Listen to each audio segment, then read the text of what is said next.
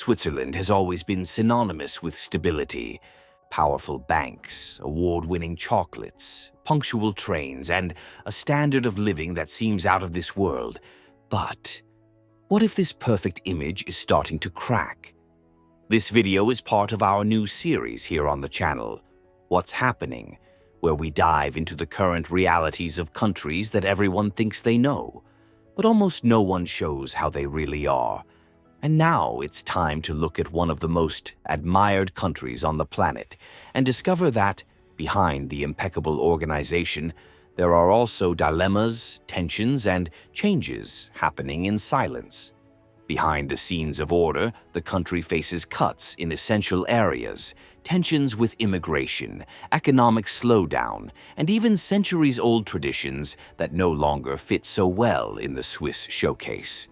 Today on Bello Mundo, we go beyond the Alps, fondue, and luxury watches to show you what's happening in Switzerland.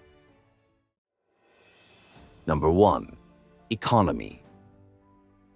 Switzerland is famous for being a rich, organized country that is immune to crises. But the truth is that behind the scenes, the economy is no longer so stable.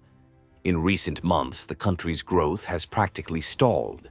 The government itself, through the Secretariat of Economic Affairs, a kind of local economy ministry, revealed that gross domestic product has stagnated, with no growth at all.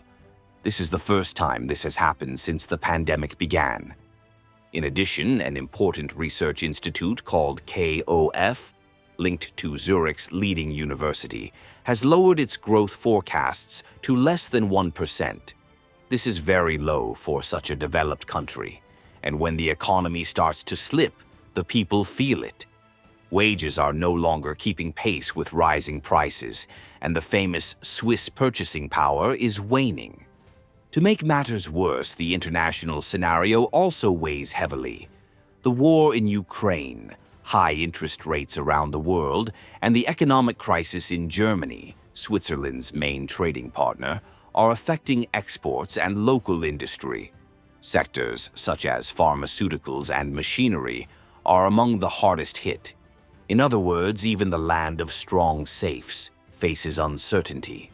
And when money gets tight, even in Switzerland, the mood changes. People consume less, hold back on investments, and confidence in the future declines. It is in this unstable scenario that the next controversy gains momentum: immigration. Number 2. Immigration. Switzerland has always attracted people from all over the world. Because it is safe, rich, and full of opportunities, many people want to live there. This has made the country one of the most diverse in Europe. However, this movement has also been generating tension. Today, almost a third of the population living in the country does not have Swiss citizenship. They are workers, students, refugees, entire families who arrived in search of security and opportunity. In 2023 alone, more than 99,000 people moved there, an increase of more than 11% over the previous year. These numbers help drive the economy, bring cultural diversity, and renew the workforce. But they also put pressure on the system. There is a shortage of housing, schools are overcrowded, and public services are feeling the impact. The discussion has even reached the political arena. One of the country's strongest parties, the Swiss People's Party, has launched a campaign called No to 10 Million Swiss. The idea is to limit population growth to 2050, and if it exceeds 9.5 million, they propose to break international agreements that allow the free movement of people across Europe. The government opposed the idea, but acknowledged that population growth poses real challenges, and promised to seek solutions in areas such as housing and the labor market. Ultimately, the question is simple: how do you maintain quality of life in a small country with so many people arriving? It's a real dilemma, and one that is likely to weigh heavily in the upcoming elections. And since we're on the subject of pressure on resources, in the next section we'll talk about where the government is cutting back to try to make ends meet. Number 3. Budget cuts.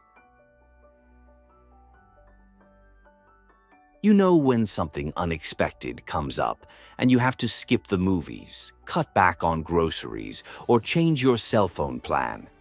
Well, in Switzerland, the government has also entered into this mode of restraint, and the cuts are not light, even in secondary areas. Important funds are being left out. Starting in 2025, the country will reduce transfers to several international organizations linked to the UN. Most of them are based in Geneva, a city that is practically a symbol of global diplomacy. Programs related to health, education, and humanitarian aid will feel the impact. Names such as UNESCO, UNICEF, UN Women, and UNAIDS are on the list. In Geneva, the mood is one of uncertainty. Many of these institutions depend on Swiss support to continue operating. Within the country, the message was also clear: save money. The government cut part of the increases planned in the military budget and suspended a transfer of 600 million Swiss francs that was to go to scientific research in a European program. The justification is always the same: to avoid debt and keep the books balanced, but not everyone supports this approach. Many people believe that cutting health, education, or science is shooting oneself in the foot. But while the government tightens spending and slows investment, ordinary citizens also have their own ways of dealing with insecurity, including how they pay. Number 4. Cash. While the government cuts spending and the world accelerates into the digital age, Switzerland remains faithful to a tradition: paying with cash. Even with modern apps, cards, and even cryptocurrencies already popular in the country, paper money is still the most widely used means of payment there. A central bank survey showed that 97% of Swiss people still keep banknotes at home or in their wallets. What's more, 70% of purchases are still made with cash. Why? First, for privacy reasons. Paying with cash leaves no trace. Second, for security reasons. If the system crashes, you can still pay. And then there's the custom. For a long time, checks didn't even exist in Switzerland. It was cash or nothing. This attachment is so strong that it has even become a political issue. In 2023, a group launched a proposal to guarantee the right to pay with physical money by law. The concern was clear: to prevent the country from becoming a 100% digital society, as is already the case in places like Sweden. But times are changing. Younger people already prefer apps and cards. The future may be digital, yes, but not for now. And speaking of resistance to digital technology, some Swiss schools have also decided to put the brakes on, but with cell phones. Number 5. Cell phones out of the classroom.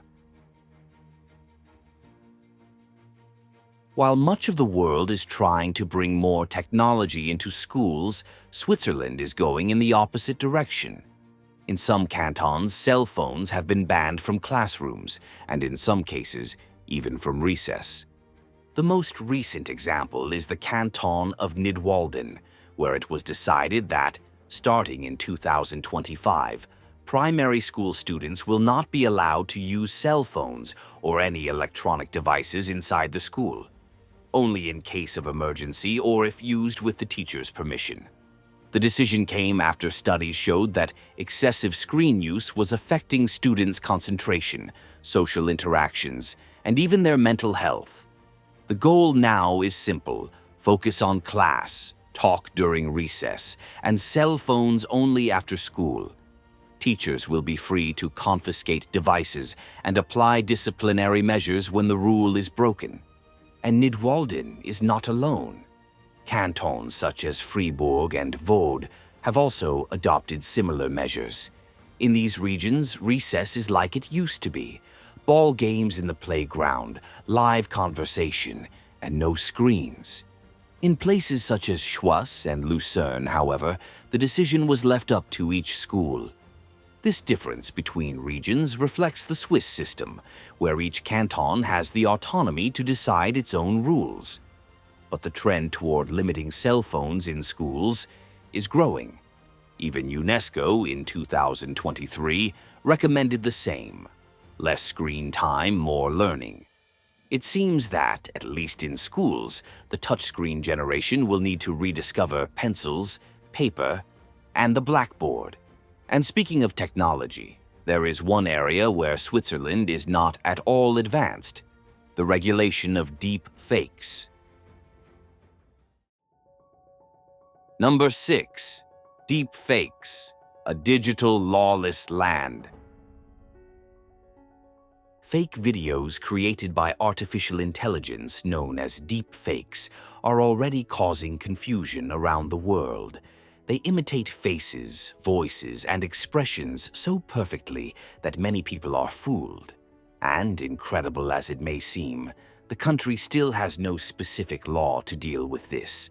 In 2025, a proposal to create rules specifically for this type of content was brought before Parliament.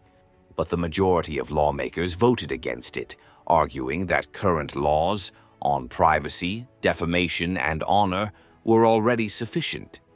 However, many experts warn that this is not enough. Among the risks pointed out are financial scams, fake intimate content with real faces, political manipulation, and even irreparable damage to the reputation of innocent people. The rejected proposal provided for simple measures: labeling manipulated videos, prohibiting malicious practices, and protecting victims without interfering with freedom of expression. Even so, it was set aside. The government's justification is that this issue may be included in the future, within a broader law on artificial intelligence. But until then, everything remains uncontrolled. And that's the problem. When the damage appears, it's already too late. Meanwhile, researchers and companies are trying to create tools to detect deep fakes more quickly. But it's an uneven fight. For a country so well known for its organization, allowing this type of content to run rampant is a huge contradiction. But let's follow the scenes in the next chapters. As we near the end of our tour, it is worth remembering that the country of chocolate does not live on tension alone. Amid controversy and uncertainty, there is still room for good things. And when it comes to engineering, they continue to do well there. Number 7. The record-breaking cable car. Even with budget cuts, the country has not stopped investing in grandiose projects. One of the most curious is the Stousbahn, considered the steepest railway in the world. It is located in the canton of Schwyz and connects the base of the mountain to the small alpine village of Stoos, overcoming a gradient of 110%, the equivalent of 47 degrees. It's as if the train is climbing a wall, and it does so in just 4 minutes. The round, articulated cabins rotate during the journey to keep passengers level at all times. The result is a smooth ride, even with the extreme incline, one of those details that show the care taken in the design. The project replaced an old structure and soon became a tourist attraction. Images of the train cutting through the snow went viral, and today the ride is part of the itinerary for anyone visiting the region. And that's just one example. The country has more than 500 cable transport facilities, including cable cars, chairlifts, and mountain trains. Not to mention the Gotthard Base Tunnel, with 57 kilometers dug under the Alps, the longest and deepest in the world. Even in times of uncertainty, this type of construction shows that there is still room for boldness in Switzerland, and for continuing to climb, even when the path is steep. Number 8. The doll that predicts summer. To wrap up our tour of everything that's happening there, let's put the tensions aside and talk about explosive traditions. Literally. Every year when spring arrives, the residents of Zurich gather for a tradition that is completely at odds with the country's well-behaved image. It is the Sechseleuten, a folkloric festival full of pomp, knights in medieval costumes, giant bonfires, and the star of the night, the Burg, a huge snowman made of cloth and stuffed with gunpowder. The Burg's mission? To predict what the summer will be like. According to legend, the faster the puppet's head explodes, the better the weather will be in the coming months. A quick explosion promises heat and sunshine. A slow explosion. Get your umbrellas ready because summer will be rainy and dull. This tradition began in the late 19th century and became a serious affair in Zurich. Since 1902, the doll has been placed on a 10-meter bonfire in the center of the city.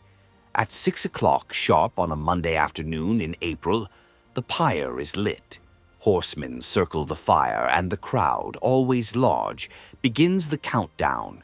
In 2021, it took 12 minutes and 57 seconds for the Burg to explode. The people celebrated. The summer was hot and sunny. In 2016, it took more than 43 minutes for the head to burst, and the weather was truly disastrous. Truth or myth? No one knows, but it even became a topic in the news as an alternative forecast. Of course, not everyone takes the doll seriously. It's more of a party than a belief. But the event is treated as part of the local identity. In 2020, because of the pandemic, the public ceremony was cancelled for the first time since World War II. The following year, as it was still not possible to gather in the streets of Zurich, the organizers decided to improvise. They took the effigy to a remote valley in the interior of the country, far from any crowds, and broadcast everything live on TV. It worked. The audience watched from home, and the Burg exploded as tradition dictates, and everyone loved it. This year, the event took place as planned, and Burg's head exploded after 26 minutes. According to tradition, this time indicates a summer with moderate weather. Will it be so? And like all folk traditions, not everything escapes controversy. Environmentalists have criticized the smoke and waste, but organizers assure that the cleanup is thorough. In the end, that's what Burg is, an eccentric, noisy, and very Swiss symbol. An unusual way to say goodbye to winter and welcome the heat by blowing up a snowman in a public square. All very civilized, of course, but with a bang at the end. As we come to the end of this journey, it's safe to say that Switzerland goes far beyond the clichés, right? Yes, it's still the land of impeccable chocolate, discreet banks, and organization that seems out of this world, but it's also a country dealing with real challenges, modern dilemmas, and traditions that are, well, unexpected.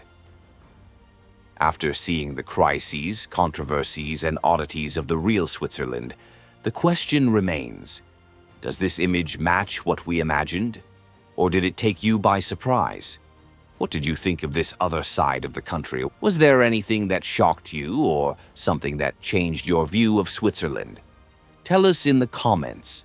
If you enjoyed this dive into Swiss contradictions, leave a like, share it with those who still think everything is perfect there, and subscribe here at Bello Mundo so you don't miss the next videos.